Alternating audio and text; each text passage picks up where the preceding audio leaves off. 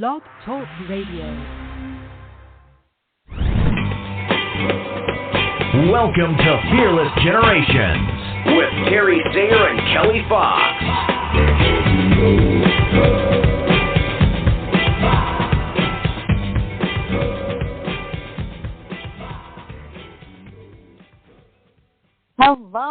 Hello. It is Fearless Generations, 12 Steps to Freedom. I am Kelly Fox, and tonight we have a brand new step, Step 7, which is surrender.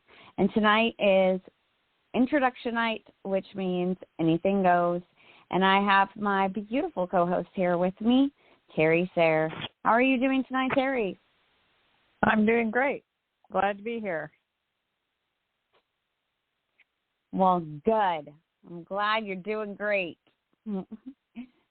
We are going to be talking about all things surrender. What does surrender really mean? Let's get into it. Terry, what does surrender mean to you? Well, that's rather an interesting question to start off with. I think that surrender has multiple meanings, and it can be a very deep, faith-promoting strategy. So I think we surrender to a number of things in our lives. I like to think of surrendering things I have no control over, first of all. I think it's very important to have in your mind what you control and what you don't control. And really we control our reactions to situations in our lives, to other people, to relationships. We control our reactions. We control our voice. We control our actions. The things we don't control are other people's actions and thoughts. We don't control our environment completely. We can control our space that we live in to a degree. But there are some things in that arena we don't control either. And so in my life, I was a control freak. I'll just say that. Most people know what that means. And I wanted to control my children. I wanted to control my relationships. I wanted to control the people I worked with.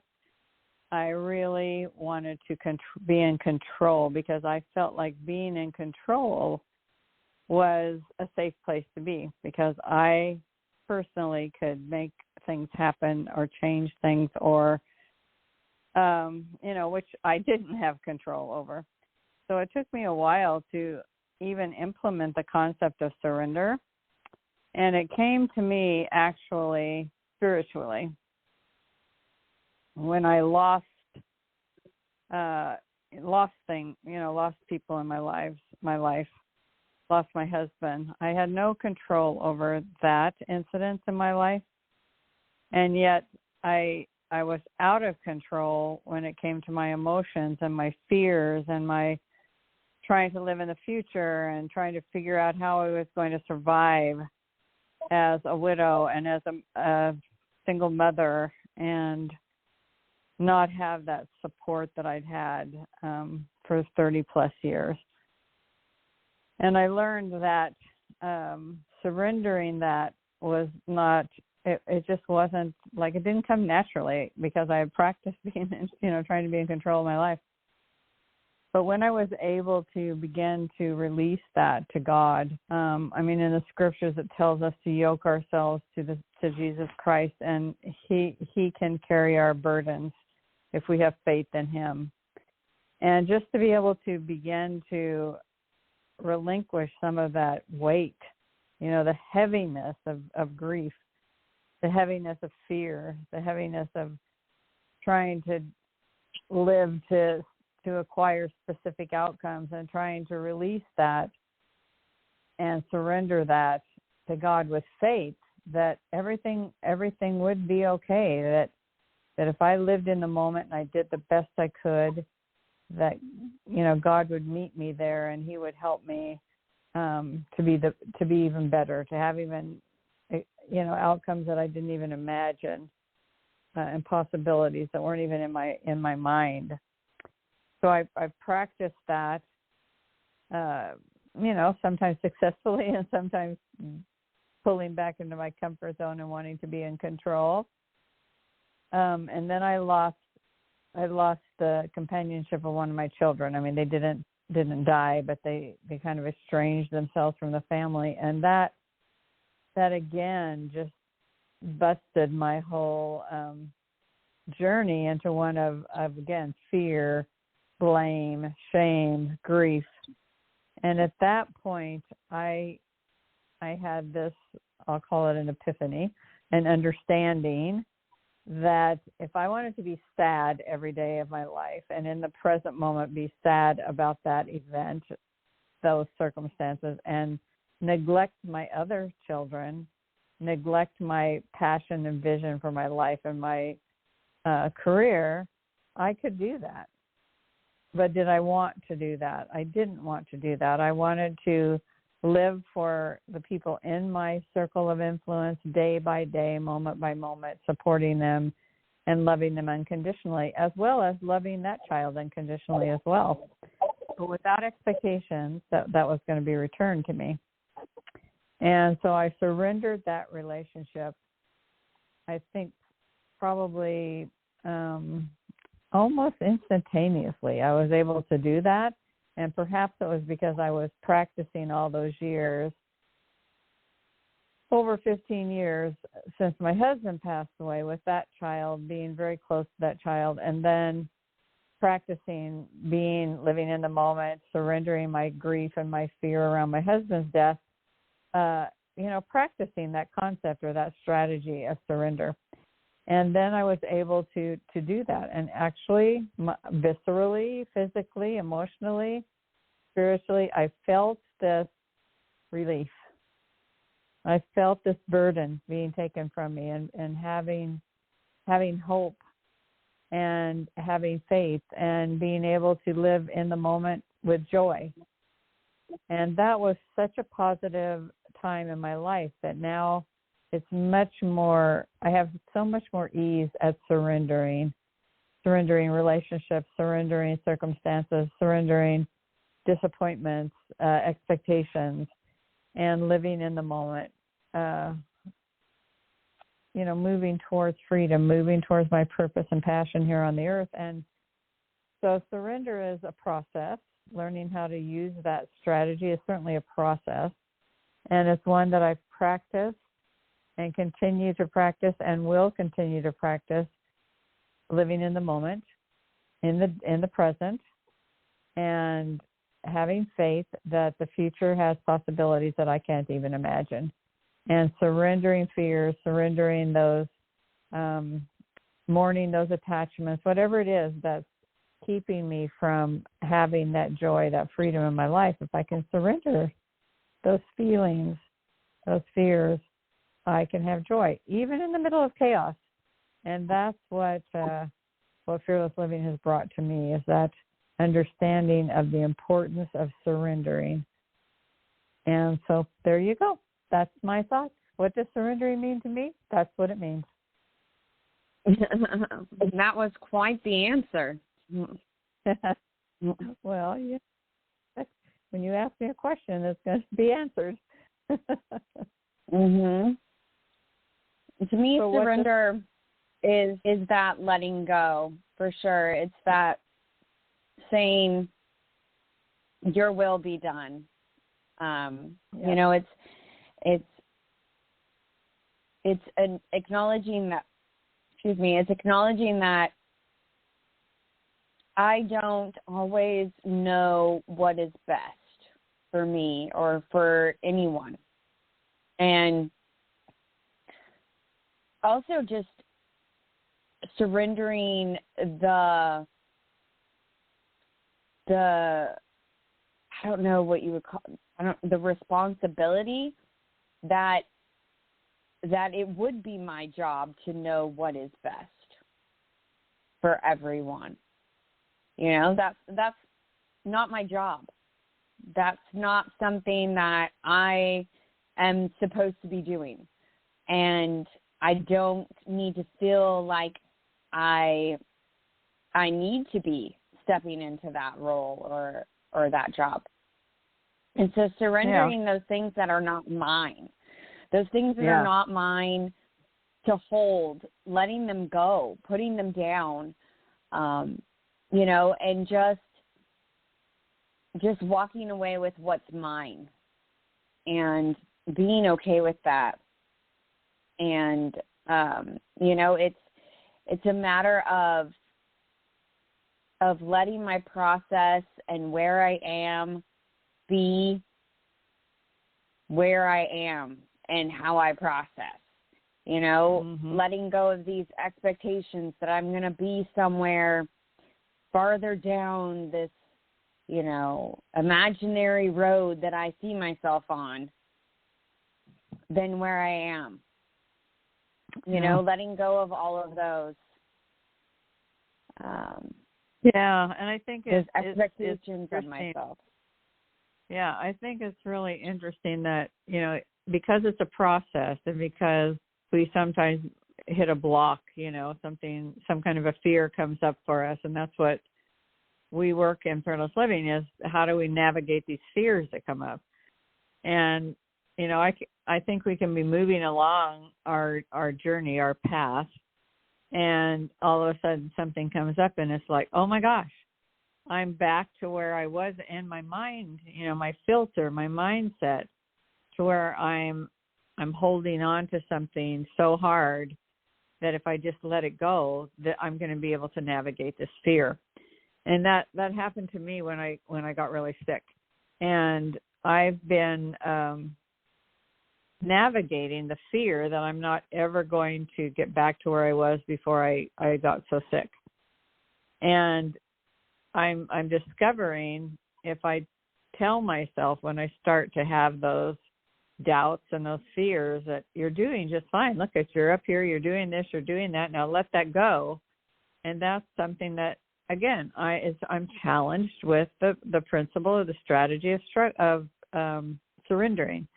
So it's something that every single step that we've had since the beginning of awareness, you know, there are times that we implement them with ease, and there are times that we're challenged, and that's an opportunity to grow, right? Because every time we're challenged and we're able to access that strategy or that step and go through the fear, then we're stronger on the other side until the next time that something comes up that we get stuck in.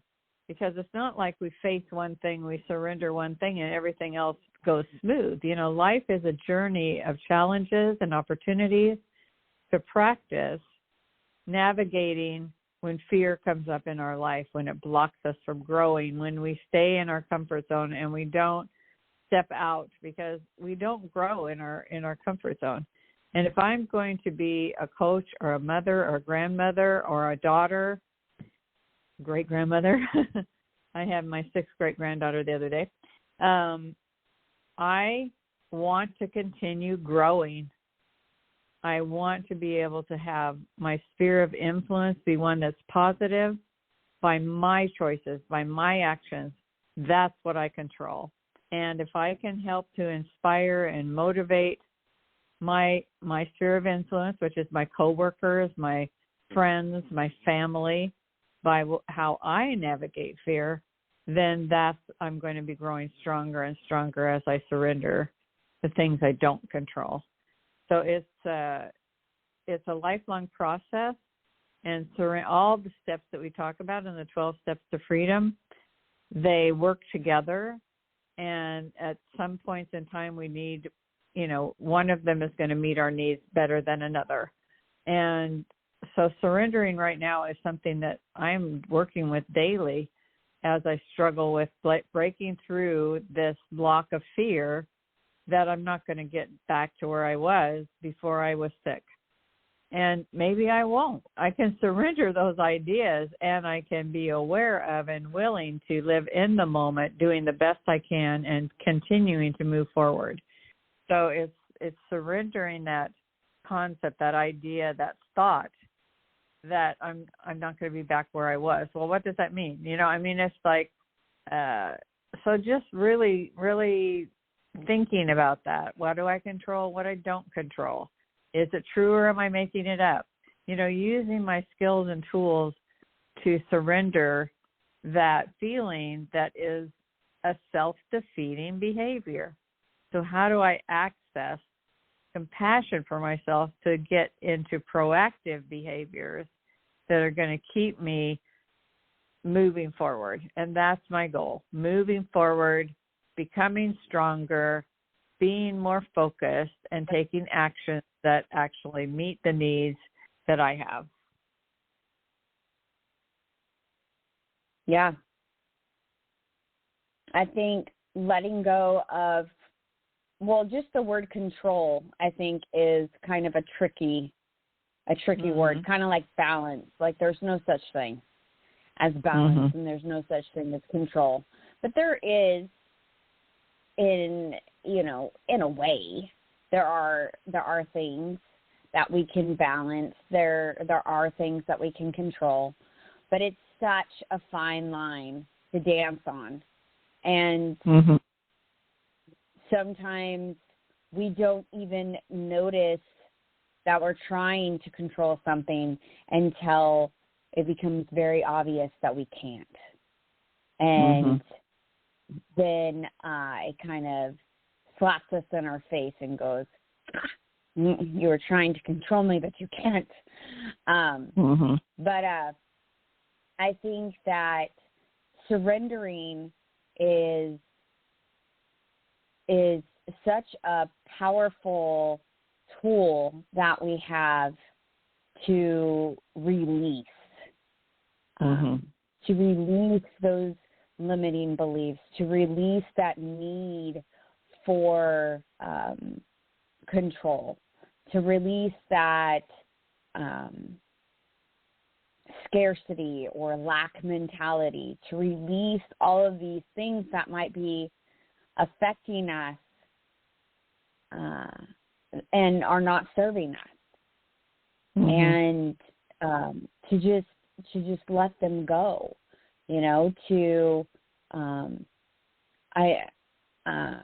a coach that we've had on the podcast several times, Trish March, has taught me several things, and one of them is a visualization that I have in the shower, or that I do in the shower, and I imagine a blue sword. I don't remember all of the aspects of it. We'll have to have Trish on again soon and have her explain this.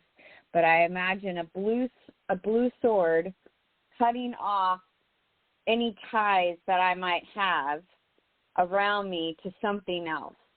And I imagine the water just washing all of the things that I've cut off away and down into the drain. And I rinse water over the back of my shoulders because that's where I hold a lot of my tension. I wash the water over my heart and over my mind or my head, and just repeat to myself that, I am releasing, I am letting go all of the things that do not support me. And I imagine it all going down with the water into the drain and just letting it go. And I know one thing that you talk about when you talk about surrender is that you got to a point where you felt like, okay, I surrendered, now put it back to the way it was. Yeah. Yeah. Put it back the way it was. Yeah. And, we kind of get in that mode where, okay, I'm good. I accept this. Now let's do it my way.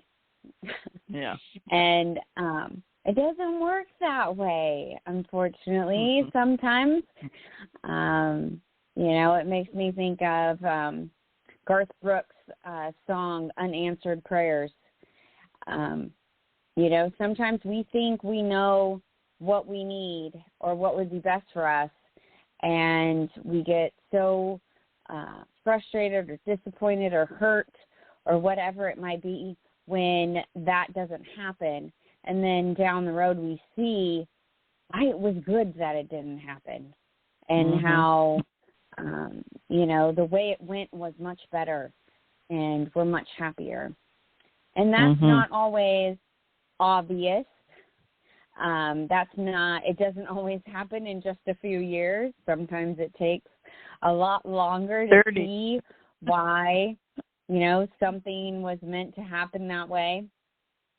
But it's that faith, like you were talking about before, that trust in yourself and in your higher power, that what is happening is meant to happen, that the way we are is the way that we're meant to be. Like I process things by talking them out. And, I have kind of a slow go with the flow energy.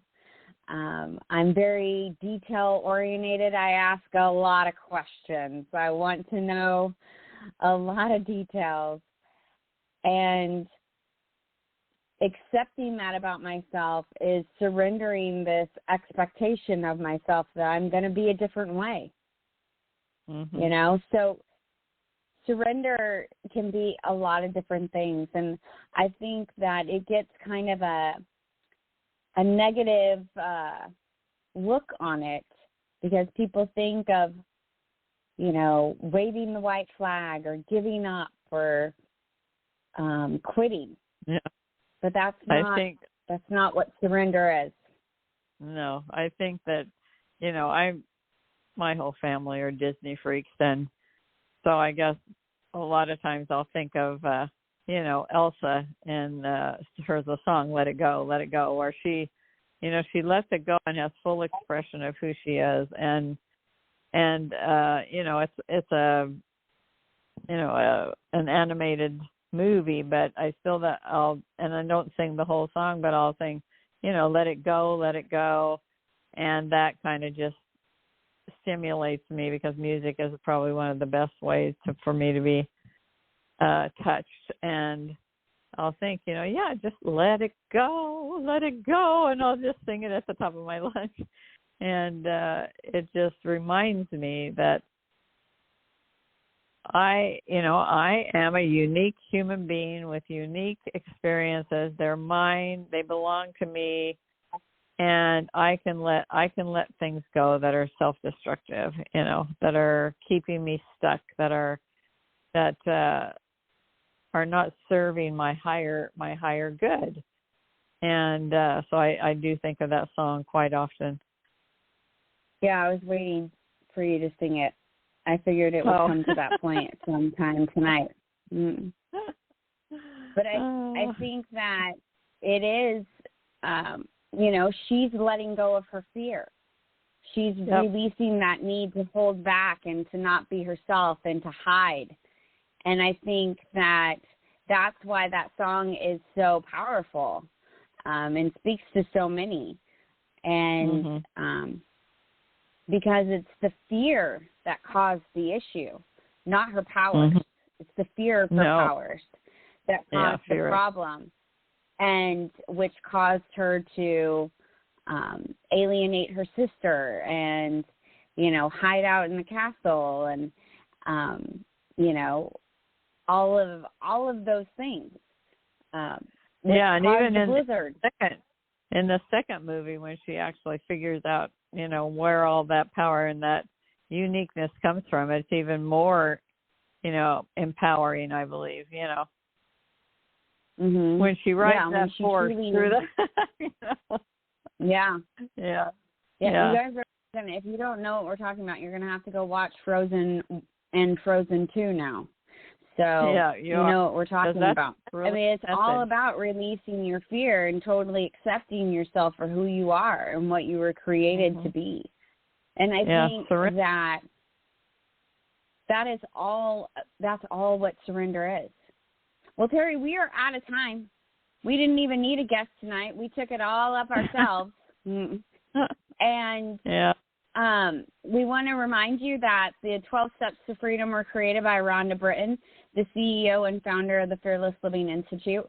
If you would like to know more about Fearless Living, go check it out at fearlessliving.org. If you'd like to know more about Terry and I, go to fearlessgenerations.org, and you can go over there and see all of the past 9+ years of episodes of the podcast. There's also information there of our past guest coaches, our free workshop, our group program, our monthly membership, and also the thing that we're the most excited about this year is our Pathway of Change retreat, which is going on September 5th through the 8th.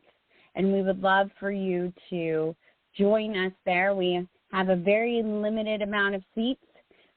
So if you are interested in participating in that, please reach out to me at kelly@fearlessgenerations.org. Give me a little email saying, hey, I want to know more. Or Facebook message me. I'm on Facebook as Kelly Sayer Fox, and you can message me there. You can find everything Fearless Generations on our social medias with Fearless Generations. And we are just happy to be here sharing these steps with you, talking about the ways that they have supported us in our progression and our mastery of fear, and how we have been able to live more of the life that we are meant to live, because we've been able to step through and past our fear and take those stretches and those risks and those dives and grow into the person that we want to be, doing the things that we want to be doing. And we want to share that with you. As well as bonus, it helps us to continue in our own progression. So please continue to come back, share the knowledge of this podcast with your friends. Be sure to leave us a review and follow us. We would love to be able to get the more people to know about the podcast and support even more people with these 12 steps and the tools and strategies of fearless living. So, Terry, any last words? No, I think people that have been listening to our podcast, and we've been talking about the 12 steps to freedom, that I just would really like to encourage people to look at the information about the retreat, because we'll be doing exercises and really going deep into ways to navigate these 12 steps with other people. So it's being in person with people and being able to work with other people that are on the same journey is probably one of the most impactful events that I first participated in with Fearless Living. And so I would encourage you to check that out for sure. Absolutely. Agree 100%. All right, everybody. Until next week, be fearless. Good night.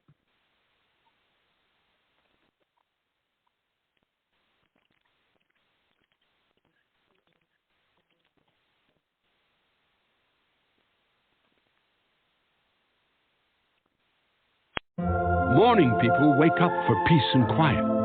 McDonald's breakfast people, we wake up for the sweet rush of getting that warm, delicious breakfast right before it ends. Be a McDonald's breakfast person with a sausage McMuffin with egg. Get 2 for just $6 and pair it with a $2 medium iced coffee or frozen drink. Order ahead in the app to save time. Price and participation may vary. Cannot be combined with any other offer. Single item at regular price. Ba-da-ba-ba-ba.